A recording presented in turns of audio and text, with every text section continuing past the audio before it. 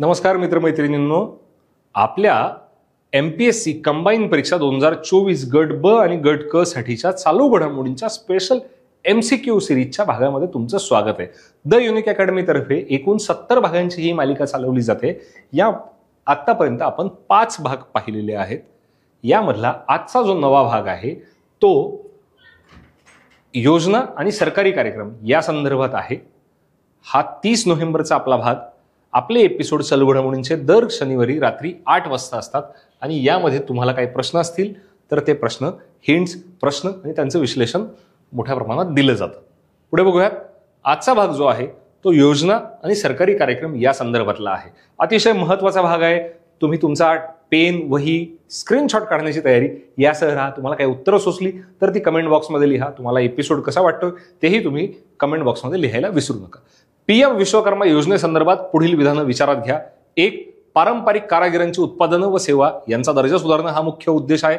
या योजनेसाठी केंद्र सरकारने 13,000 कोटींचा निधी उभारला आहे। 3. पंतप्रधान नरेंद्र मोदी यांच्या वाढदिवशीच ही योजना सुरू करण्यात आली। योग्य विधानं ओळखा। अ आणि क। 2. अ ब क। 3. ब आणि क। 4. अ आणि ब। याचं उत्तर पर्याय क्रमांक 2 हे आहे, अ ब क। एकूण सर्वच विधानं ही योग्य आहेत। यातली ॲडिशनल माहिती आपण स्पष्टीकरणामध्ये पाहूयात। PM विश्वकर्मा योजनेमध्ये 18 व्यवसायांचा समावेश आहे। 17 सप्टेंबर 2023 प्रधानमंत्र्यांच्या वाढदिवसाच्या दिवशी ही योजना आली आहे। लाभार्थ्यांना कर्जाच्या पहिल्या हप्त्यात 1.5 वर्षांसाठी 1 लाख रुपये तर दुसऱ्या हप्त्यात 30 महिन्यांसाठी 3 लाख रुपये कर्ज दिलं जातं। ही योजना देशाच्या ग्रामीण आणि शहरी भागातील हस्तकलाकार आणि कारागिरांना मदत करेल। यासोबतच पंतप्रधान विश्वकर्मा योजनेअंतर्गत ज्यांना लाभ मिळणार आहे त्यात गवंडी, नाभिक, हारतुरे बनवणारे, चिलखती, शिल्पकार, शिंपी, धोबी, दगड तोडणारे, बाहुली बनवणारे, यंत्र बनवणारे, नौका तसेच मासेमारीची जाळी विणणारे आणि बास्केट चटई इत्यादी बनवणारे यांचा समावेश आहे। आपण पुढचा प्रश्न बघूया। पंतप्रधान नरेंद्र मोदी यांच्या वाढदिवसानिमित्त महाराष्ट्र राज्यात खालीलपैकी कोणता कार्यक्रम राबवण्यात आला? 1. नमो 11 कलमी कार्यक्रम। 2. नमो शेतकरी सन्मान कार्यक्रम। 3. नमो सामाजिक अभियान। 4. नमो 15 कलमी कार्यक्रम। तर यामध्ये महाराष्ट्रात नमो 11 कलमी कार्यक्रम राबवण्यात आला होता। उत्तर 1 आहे। मोदींच्या 73व्या वाढदिवसानिमित्त नमो 11 कलमी कार्यक्रम राबवण्यात आला। हा कार्यक्रम मोदींच्या 75व्या वाढदिवसानिमित्त पूर्ण होईल। 11 कलमी कार्यक्रम हा आहे पंतप्रधान नरेंद्र मोदी यांच्या वाढदिवसाच्या दिवशी 73वा वाढदिवस होता। 73 लाख महिलांसाठी महिला सशक्तीकरण अभियान राबवलं जाणार आहे। 73 लाख बांधकाम कामगारांना सुरक्षा संच प्रोव्हाइड केले जाणार आहे आणि 73,000 शेततळ्यांची उभारणी यामध्ये केली जाणार आहे। यासोबतच 73 गावांसाठी आत्मनिर्भर सौर ऊर्जा आणि गाव अभियान राबवलं जाईल। 73 ग्रामपंचायत कार्यालयांमध्ये प्रत्येक जिल्ह्यात उभारली जाणार आहे। 73 शहरांमध्ये शहर सौंदर्यीकरण प्रकल्प राबवले जातील। 73 पवित्र ऐतिहासिक किल्ल्यांमध्ये सुधारणा केली जाईल। नमो आदिवासी स्मार्ट शाळा अभियान राबवलं जाणार आहे। नमो दिव्यांग शक्ती अभियान राबवलं जाणार आहे। नमो गरीब आणि मागासवर्गीय अभियान राबवलं जाणार आहे। नमो क्रीडा मैदान आणि उद्योग अभियान यामध्ये राबवलं जाणार आहे। तर हे एकूण सगळे प्रोजेक्ट नमो 11 अभियानांतर्गत महाराष्ट्र राज्यामध्ये सुरू केले जाणार आहे 73व्या वाढदिवसानंतर माननीय पंतप्रधानांच्या। आपण आता पुढचा प्रश्न बघूया। 1. पुढील विधानांचा विचार करा। शाळा दत्तक योजना ही योजना गुणवत्तापूर्ण व दर्जेदार शिक्षणाच्या प्रसारासाठी सुरू करण्यात आली। ही योजना केवळ शासकीय व स्थानिक स्वराज्य संस्थांच्या माध्यमांसाठी लागू असेल। चुकीचं विधान ओळखा। फक्त ब, फक्त दोन्ही आणि यापैकी नाही। याचं उत्तर यापैकी नाही असं आहे। 4. शाळा दत्तक योजनेची वैशिष्ट्य काय? शाळेच्या इमारतीची दुरुस्ती, देखभाल करणं, शिक्षणाची दर्जा आणि गुणवत्ता सुधारणं, आरोग्य, स्वच्छता, आधुनिक तंत्रज्ञानाचा वापर आणि क्रीडा कौशल्य विकसित करणं हे आहे आणि यामुळे ह्या विधानांमध्ये कुठलीही बाब चूक नाहीये। ठीक आहे, आपण पुढचा प्रश्न बघूयात। पुढचा प्रश्न आहे, केंद्रीय पर्यटन मंत्रालयाच्या सर्वोत्कृष्ट ग्रामीण पर्यटन 2023 स्पर्धेत टिंबटिंब या गावाने हे पदक मिळवलं। पाडगावने कांस्य, लोणारेने सुवर्ण, मसावदने रौप्य आणि पिंपळनेरने रौप्य। याचं उत्तर जे ते पाडगाव या गावाने कांस्य पदक मिळवलेलं आहे। स्पष्टीकरण, पाडगाव जिल्हा कोल्हापूर मधाचं गाव म्हणून ओळख आहे। देशातील 35 गावांना हा पुरस्कार मिळाला असून यापैकी 5 गावांना सुवर्ण, 10 गावांना रौप्य तर 20 गावांना कांस्य पदक मिळालंय आणि यामध्ये एक गाव हे पाडगाव आहे जे मधाचं गाव म्हणून त्याची ओळख आहे। पुढे बघूयात, लेक लाडकी योजना अतिशय फेमस योजना आहे। लेक लाडकी योजनेअंतर्गत पुढील विधानं लक्षात घ्या। या योजनेचा मुख्य उद्देश मुलींचा जन्मदर वाढवून मुलींचा जन्मदर वाढवून त्यांचं सक्षमीकरण करणं हा आहे. 18 वर्षापर्यंत मुलीच्या खात्यात टप्प्याटप्प्याने 1 लाख जमा होतील. ही योजना 1 एप्रिल 2023 पासून पूर्वलक्ष्य प्रभावाने लागू होईल. सरकारने जागतिक महिला दिनानिमित्त ही योजना सुरू केली आहे. पर्यायी उत्तरं आहेत अ, ब, ड, क आणि ड, अ आणि क आणि फक्त ड. याचं उत्तर आहे पर्याय क्रमांक 4 फक्त ड. सरकारने जागतिक महिला दिनानिमित्त ही योजना सुरू केलेली आहे. याचं स्पष्टीकरण बघूया आपण. लेख लाडकी योजना 1 एप्रिल 2023 रोजी आली आहे. 1 एप्रिल 2023 नंतर जन्मणाऱ्या 1 अथवा 2 मुलींना याचा लाभ मिळेल. 1 किंवा 2 मुली. दुसऱ्या प्रसूतीवेळी जन्मणाऱ्या दोन्ही मुली अथवा एका मुलीला लाभ मिळेल. दोन्ही जुळ्या मुलींना स्वतंत्रपणे लाभ मिळतील. योजनेवर अंदाजे 300 कोटी रुपये महाराष्ट्रामध्ये खर्च केले जातील. सरकारने ही योजना जागतिक दिनानिमित्त 28 सप्टेंबर सुरू केलेली आहे. पिवळ्या केशरी रेशन कार्ड धारकांना याचा थेट लाभ मिळेल. माझी कन्या भाग्यश्री योजना आता बंद करून लेख लाडकी योजना सुरू करण्यात आलेली. हा अतिशय महत्वाचा प्रश्न आहे आणि याची बीट आहे. माझी कन्या भाग्यश्री हे नाव आता योजना बंद झालेली आणि लेख लाडकी योजना ही सुरू करण्यात आलेली आहे आणि त्याचे हे एकूण फीचर्स आहेत. पुढे बघूयात. असंघटित मजुरांसाठीची प्रधानमंत्री श्रमयोगी मानधन पेन्शन योजना कोणत्या मंत्रालयाने सुरू केली आहे? 1 सामाजिक कल्याण विभाग, 2 श्रम विभाग, 3 कामगार विभाग आणि 4 सार्वजनिक बांधकाम विभाग. तर याचं उत्तर आहे श्रम विभाग. श्रमयोगी प्रधानमंत्री मानधन पेन्शन योजना श्रम विभागाने लॉन्च केलेली आहे. प्रधानमंत्री श्रमयोगी मानधन योजना वयाच्या 60 नंतर दरमहा 3000 रुपये मिळतील. त्यासाठी जवळच्या आधार केंद्रावर दरमहा 55 रुपये जमा करावे लागतील. कामगार आयुक्ताकडे या योजनेचे नियंत्रण असेल. पात्रता असंघटित क्षेत्रातील सर्व मजूर वय 18 ते 40 वर्ष, उत्पन्न दरमहा 15,000 पेक्षा कमी असावे. जर 15,000 पेक्षा कमी असेल तुमच्याकडे आणि 55 रुपये दर महिन्याला जमा करत असतील तर त्या व्यक्तींसाठी प्रधानमंत्री श्रमयोगी पेन्शन मानधन योजना आहे. यासोबतच अटल पेन्शन योजना APY नावाने आहे. तीही असंघटित क्षेत्रातल्या लोकांसाठी. त्यामुळे यातला दोघांमधला फरक तुम्ही एक वेळा मुद्देशीर बघून घ्याल. पुढे बघूयात. राज्याच्या सर्व जिल्ह्यांमध्ये शासन आपल्या दारी हा कार्यक्रम केव्हा राबवण्यात आला?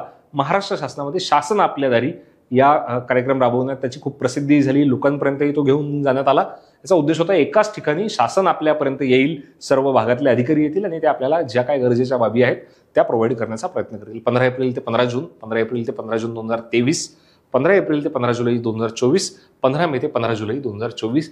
यातला भाग जो आहे त्याचं उत्तर आहे 15 एप्रिल ते 15 जून 2023 या दरम्यान हा कार्यक्रम राबवण्यात आला होता. सुरुवात सातारा जिल्ह्यातील दौलतनगर येथे याची झाली होती. 15 एप्रिल ते 15 जून 2023. मुख्यमंत्र्यांचा गृह जिल्हा सातारा आहे. शासनाच्या योजना जनसामान्यांपर्यंत पोहोचाव्यात म्हणून शासन आपल्या दारी ही योजना राबवली होती. या अगोदर ममता बॅनर्जी यांनी पश्चिम बंगालमध्ये अशाच स्वरूपाने आपलं मुख्यमंत्री कार्यालय प्रत्येक जिल्ह्यामध्ये तालुक्यामध्ये घेऊन जाण्याचा प्रयत्न केलेला होता. पुढे बघूयात आपण. नमो शेतकरी महासन्मान योजनेअंतर्गत शेतकऱ्यांना वार्षिक किती रक्कम मिळते? 6,000, 15,000, 10,000 की 18,000? याचं उत्तर आहे 6,000 रुपये. आता बघा यामध्ये गफलत व्हायला नको. राज्य शासनाने 23-24च्या बजेटमध्ये गरीब, दुर्बल, पूर्णवेळ शेतीवर असणाऱ्यांना नमो शेतकरी महासन्मान निधी अंतर्गत 6,000 रुपये वार्षिक देण्याचा निर्णय जाहीर केला.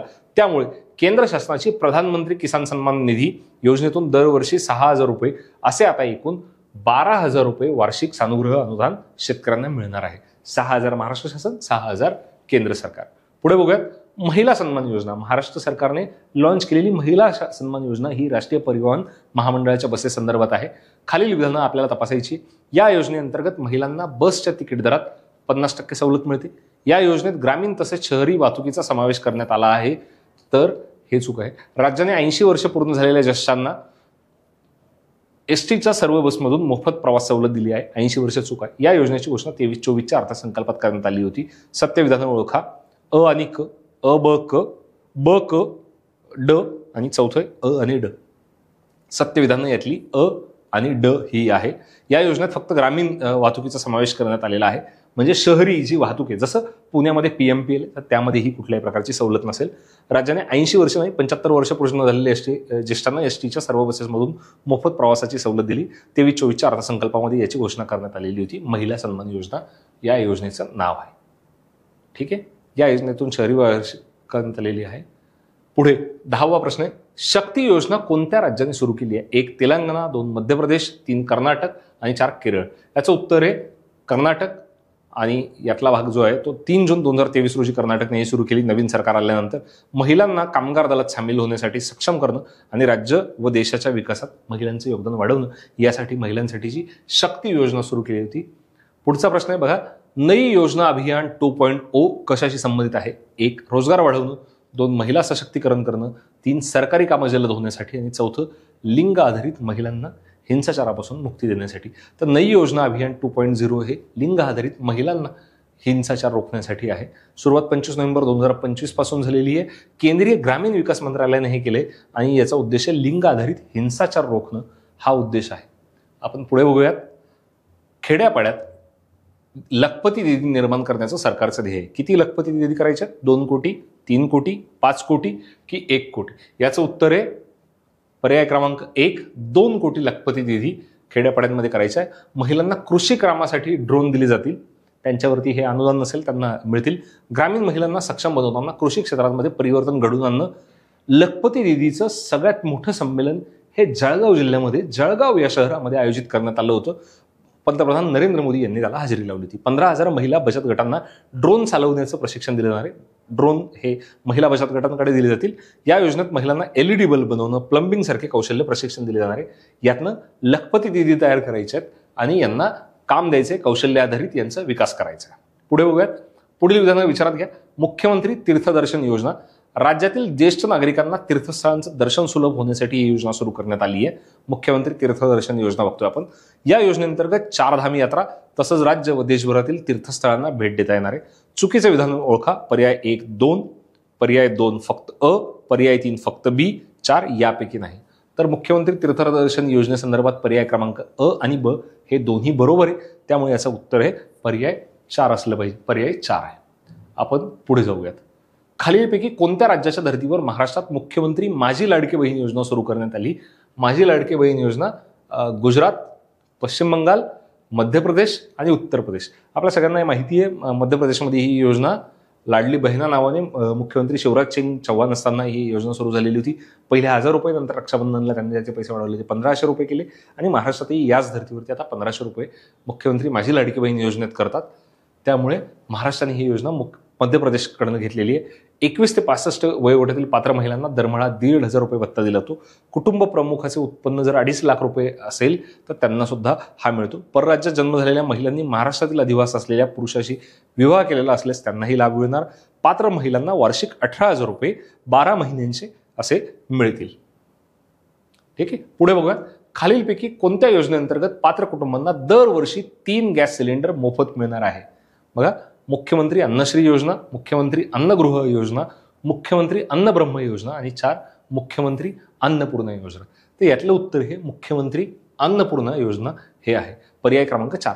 केंद्र सरकारच्या सवलतीचा लाभ मिळालेल्या राज्यातील पात्र कुटुंबांना दरवर्षी फक्त 3 गॅस सिलेंडर मोफत मिळतील. त्यामुळे सुमारे 52 लाख कुटुंबांना या योजनेचा लाभ मिळणार आहे. मुख्यमंत्री अन्नपूर्णा योजना ही आहे आणि यामध्ये पात्र कुटुंबांना दरवर्षी 3 गॅस सिलेंडर मोफत मिळणार आहे. पुढे बघूयात. पुढील विधान विचारात घ्या. मुख्यमंत्री वयोश्री योजना.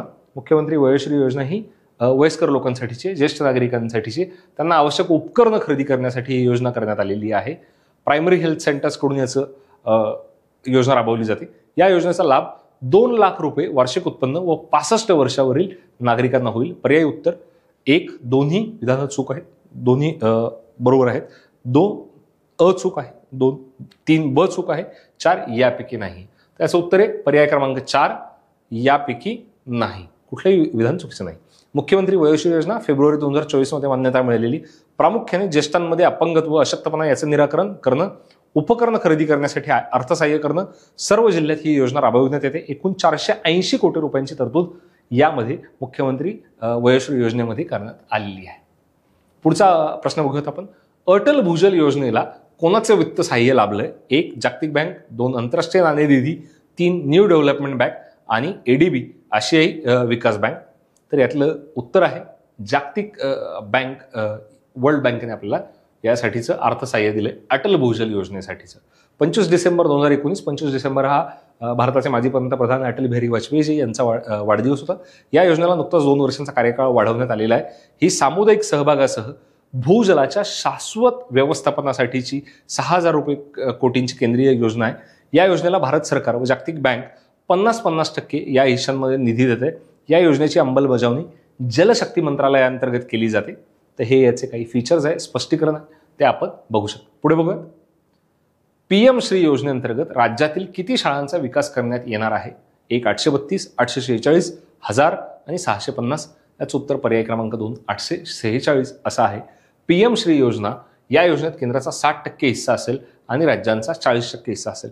प्रत्येक शाळेसाठी 5 वर्षात 1,88,00,000ची तरतूद करण्यात आली आहे. केंद्राकडून 955 कोटींचं अनुदान या योजनेमध्ये मिळणार आहे व योजनेतील दुसऱ्या टप्प्यात 408 गट केले जाणार आहे. 28 महापालिका आणि 383 नगरपालिका व नगरपरिषदा यामधून PM श्री शाळांची निवड केली जाणार आहे. त्यामुळे PM श्री योजना जी त्याचे ही फीचर्स तुम्ही बघू शकता. यानंतर आपण पुढच्या प्रश्नाकडे जाऊयात. खालीलपैकी कोणत्या मंत्रालयाने MyCGSS central government health service app सुरू केले आहे? Central government health services. जलशक्ती मंत्रालय, शिक्षण मंत्रालय, महिला बाल कल्याण मंत्रालय आणि आरोग्य आणि कुटुंब कल्याण मंत्रालय. त्याचं उत्तर तुम्हाला सेंट्रल गव्हर्नमेंट हेल्थ एम्प्लॉईजसाठीची जी योजना आहे ती आरोग्य आणि कुटुंब कल्याण मंत्रालयाची. त्यामुळे हे उत्तर तुमच्या लक्षात येईल. पुढे बघूयात. केंद्र सरकारच्या आरोग्य योजना आरोग्य सेवेत सुलभता आणण्यासाठी हे ॲप तयार करण्यात आलेलं आहे. केंद्र सरकारच्या ज्या काही योजना आहे आरोग्य विभागाशी निगडीत त्या संदर्भातले आहे. श्रेयस योजना कशाशी संबंधित आहे? 1. दर्जेदार उच्च शिक्षण मिळवण्यासाठी अर्थसहाय्य देणं. 2. बँकिंग व्यवहारांमध्ये सुलभता आणण्यासाठी. 3. कर चुकवेगिरीला आळा बसवण्यासाठी उपाययोजना करणं. आणि 4. राज्यातील कृषी क्षेत्राचं उत्पन्न वाढवण्यासाठीची योजना आहे. तर याचं उत्तर हे 1 आहे, दर्जेदार उच्च शिक्षण मिळवण्यासाठी अर्थसहाय्य देणं. याचं स्पष्टीकरण बघूयात आपण. परदेशातील अभ्यासासाठी शैक्षणिक कर्जावर व्याजाला अनुदान द्यायचं, म्हणजे व्याज नाही आकारता आलं पाहिजे. इतर मागासवर्गीय OBC, SCs आणि इकॉनॉमिकली बॅकवर्ड क्लासेस विद्यार्थ्यांचं शैक्षणिक सशक्तीकरण करणं. ही योजना 21 ते 22, 25 ते 26 दरम्यान चालू ठेवण्याचा प्रस्ताव सामाजिक न्याय आणि सक्षमीकरण मंत्रालयाचा आहे.